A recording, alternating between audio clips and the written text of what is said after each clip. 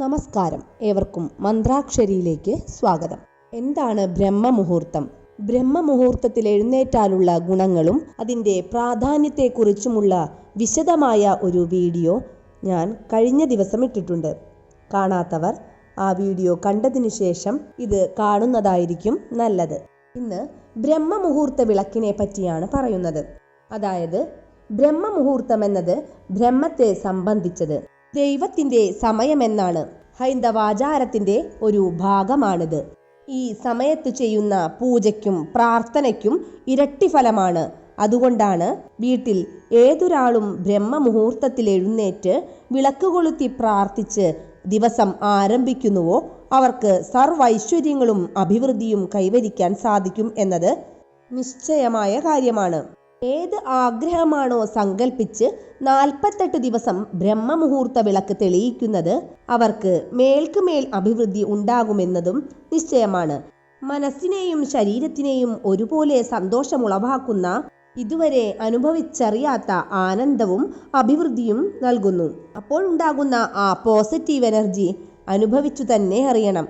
രാവിലെ ബ്രഹ്മമുഹൂർത്തത്തിൽ എഴുന്നേറ്റ് വിളക്ക് തെളിയിക്കാനുള്ള മനസ്സുണ്ടാകുന്നത് തന്നെ വളരെ കുറച്ചാളുകൾക്ക് മാത്രമേ ഉള്ളൂ. ജീവിതത്തിലെ തടസ്സങ്ങളെല്ലാം വിട്ടൊഴിഞ്ഞ് ദൈവാനുഗ്രഹത്താൽ വിജയം കൈവരിക്കാൻ ചെറിയ പ്രയത്നം മാത്രം മതി. വൈകി ഉണരുമ്പോൾ കിട്ടുന്ന മനസ്സന്തോഷവും, ബ്രഹ്മമുഹൂർത്തത്തിൽ എഴുന്നേറ്റ് കുളിച്ച് ശുദ്ധിയായി ഒരു കുടുംബിനി വിളക്കു വയ്ക്കുമ്പോൾ അതിൻ്റെ മാറ്റം അവർക്കും അവരുടെ കുടുംബത്തിനും തന്നെയും ഉണ്ടാകും.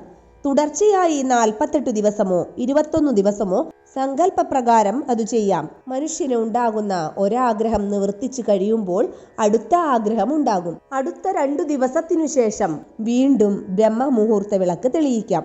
ഇനി ആഗ്രഹമൊന്നുമില്ലാത്തവർക്കും അവരുടെ പരമോന്നതമായ ആ ഭക്തിക്ക് വേണ്ടിയോ ഭഗവാനിലേക്ക് അലിയുന്നതിന് വേണ്ടിയുള്ള ആത്മസാക്ഷാത്കാരത്തിനായും ഈ സമയത്തെ വിനിയോഗിക്കാം. ബ്രഹ്മമുഹൂർത്തത്തിന്റെ പ്രാധാന്യം ഭാരത സംസ്കാരത്തിൽ തന്നെ ഉള്ളതാണ്. എന്നാൽ ഇന്ന് അത് അന്യം നിന്നിരിക്കുന്നു. ഇപ്പോൾ ഇതറിഞ്ഞ് പ്രവർത്തിക്കുന്നത് അധികവും വിദേശീയരാണ്.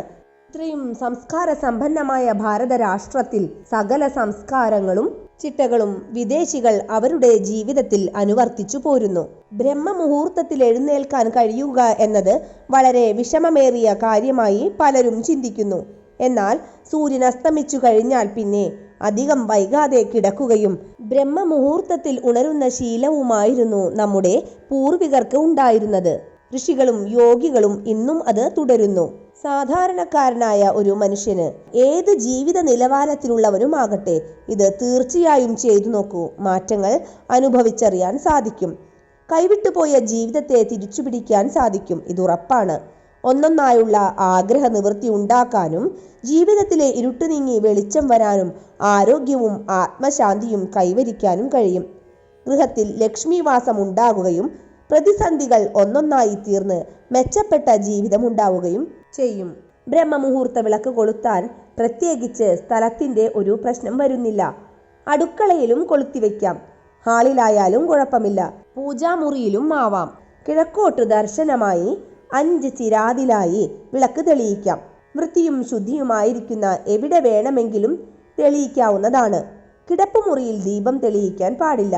ദീപം കൊളുത്തേണ്ട സമയം 3:30 മുതൽ 5:30 വരെയുള്ള ഏതു സമയത്തും കൊളുത്താം. അപ്പോൾ ഒരു 4 മണിക്ക് എഴുന്നേറ്റാലും മതിയാകും. ബ്രഹ്മമുഹൂർത്തം എന്നത് 48 മിനിറ്റാണ്. ഏത് ദിവസം വേണമെങ്കിലും കൊളുത്തി തുടങ്ങാം. 48 ദിവസമാണ് ഇത് ചെയ്യേണ്ടത്. സാധാരണ നിലവിളക്ക് ആ സമയത്ത് വെക്കുന്നുണ്ടെങ്കിൽ പോലും അത് നിത്യവും ചെയ്യുന്ന കാര്യമാണ്. എന്നാൽ ഇത് ബ്രഹ്മമുഹൂർത്തത്തിൽ കൊളുത്തുന്നതാണെങ്കിലും ആഗ്രഹം സാധിച്ചതിനു ശേഷം നിർത്താവുന്നതാണ്. എന്നാൽ ആ സമയത്ത് നിലവിളക്ക് കൊളുത്തുന്നവർ അതേ സമയം തന്നെ നിലവിളക്ക് കൊളുത്തി പ്രാർത്ഥിക്കുന്നത് ഏറെ ഐശ്വര്യദായകമാണ്. എണ്ണയോ നെയ്യോ ഉപയോഗിച്ച് കൊളുത്താം. അത് അവരവരുടെ ഇഷ്ടപ്രകാരം. ഈ 48 ദിവസവും ഒരേ ചിരാത് തന്നെ ഉപയോഗിക്കാം. ഓരോ ദിവസവും വിളക്ക് കത്തിച്ചതിനു ശേഷം കഴുകി ഉപയോഗിക്കാവുന്നതാണ്. വിളക്ക് വയ്ക്കുന്ന തട്ടിൽ പൂക്കൾ സമർപ്പിക്കുന്നതും ഉത്തമമാണ്. തുളസിയിലയോ പൂജയ്ക്കെടുക്കുന്നതും മണമുള്ളതുമായ ഏത് പുഷ്പങ്ങളുമാകാം. തലേ ദിവസം തന്നെ ഇതെല്ലാം ഒരുക്കി വെക്കാം. എന്നാൽ തുളസി സൂര്യാസ്തമയത്തിനു ശേഷവും സൂര്യോദയത്തിനു മുൻപും പറിക്കാൻ പാടുള്ളതല്ല. ഈ സമയത്ത് ചൊല്ലേണ്ടുന്ന മന്ത്രങ്ങൾ ഗായത്രി മന്ത്രം ഉരുവിടുന്നത് ഉത്തമമാണ്. ഇഷ്ടദേവതാ മന്ത്രവും ജപിക്കാം. 108 വീതമുള്ള മന്ത്രങ്ങൾ ജപിക്കുന്നത് വളരെയധികം ഉത്തമമാണ്. രാവിലെ ഉണർന്നതിന് ശേഷം ചിലർ പോയി കിടന്നുറങ്ങാറുണ്ട്. അങ്ങനെ ഉറങ്ങാതിരിക്കുന്നതാണ് ഉത്തമം. എന്നാൽ ക്ഷീണം തോന്നുകയാണെങ്കിൽ ഉച്ചയ്ക്ക് ശേഷം ഉറങ്ങുന്നതാണ് നല്ലത്. നമ്മുടെ ശരീരത്തിലുള്ള ആ പോസിറ്റീവ് എനർജി പോകാതിരിക്കാൻ അത് നല്ലതാണ്. അങ്ങനെ ചെയ്തു കഴിഞ്ഞാൽ വീട്ടിൽ തന്നെ ഇരിക്കുന്നവരാണെങ്കിൽ അവരുടെ ജോലികളെല്ലാം നല്ല രീതിയിൽ ചെയ്തു തീർക്കാനും കൂടുതൽ പ്രൊഡക്റ്റീവാക്കി ആ ദിവസത്തെ മാറ്റാനും ധാരാളം സമയം അവർക്കുണ്ടാകും. നേരെ മറിച്ച് കിടന്നുറങ്ങിയാൽ പിന്നെ അവർ എഴുന്നേൽക്കാൻ വൈകുകയും എല്ലാ ജോലികളും താളം തെറ്റുകയും ചെയ്യും. അലസത മാറി ജീവിതത്തിൽ കൃത്യനിഷ്ഠത കൈവരിക്കാനും സാധിക്കും. രാവിലെ ഉണർന്നതിനുള്ള ഗുണവും ഉന്മേഷവും ഒക്കെ കിട്ടണമെങ്കിൽ ക്ഷീണം തോന്നുന്നവർക്ക് ഉച്ചയ്ക്കുറങ്ങാം. ശരിക്കും സ്ത്രീകൾ പകൽ ഉറങ്ങരുതെന്നാണ് പഴമക്കാർ പറയാറുള്ളത്. ഉച്ചയ്ക്കുറങ്ങുന്ന സ്ത്രീകളുള്ളിടത്ത് ലക്ഷ്മി വാസമുണ്ടാകില്ല എന്നും പറയുന്നത് കേട്ടിട്ടുണ്ട്. അങ്ങനെ ഉറങ്ങാതിരിക്കുന്നതാണ് ഉത്തമം. അപ്പോൾ വൈകിട്ട് ഭക്ഷണം നേരത്തെ കഴിച്ച് രാത്രി നേരത്തെ ഉറങ്ങുന്നതാണ് നല്ലത്. ശീലമാക്കിയാൽ അത് വളരെ നല്ലതാണ്, ആരോഗ്യമുള്ള ശരീരത്തിനും മനസ്സിനും. ദീപം തെളിയിച്ച് പ്രാർത്ഥനയെല്ലാം കഴിഞ്ഞതിനു ശേഷം പഠിക്കുന്ന കുട്ടികൾ അവർ ഈ സമയം പഠിക്കാൻ ഉപയോഗിക്കുകയാണെങ്കിൽ അവർക്ക് നല്ല ഓർമ്മശക്തിയും പെട്ടെന്ന് പഠിച്ചെടുക്കാനുള്ള കഴിവും ഉണ്ടാകും. ആരോഗ്യത്തിനായി യോഗയും ധ്യാനവുമെല്ലാം ചെയ്യുന്നതും ഉത്തമമാണ്. ബ്രഹ്മമുഹൂർത്ത വിളക്ക് വയ്ക്കുന്നതിന് മുൻപ് കുളിക്കണമെന്നത് നിർബന്ധമുള്ള കാര്യമല്ല. എന്നാൽ ആരോഗ്യമുള്ളവർക്ക് അത് ചെയ്യാവുന്നതാണ്. അതിനു കഴിയാത്തവർ രാവിലെ എഴുന്നേറ്റ് പ്രഭാത കൃത്യങ്ങളെല്ലാം ചെയ്തതിനു ശേഷം കൈകാൽ മുഖം കഴുകി വിളക്ക് വയ്ക്കാവുന്നതാണ്. സ്ത്രീകൾ ആർത്തവ സമയത്തിന് ശേഷം വിളക്ക് വെച്ച് തുടങ്ങുന്നതാണ് നല്ലത്.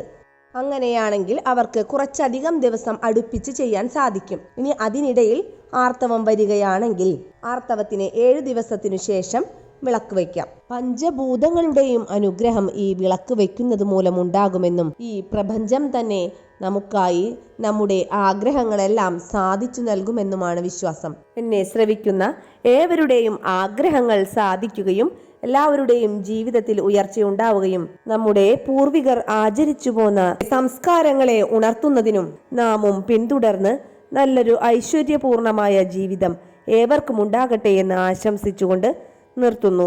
നന്ദി.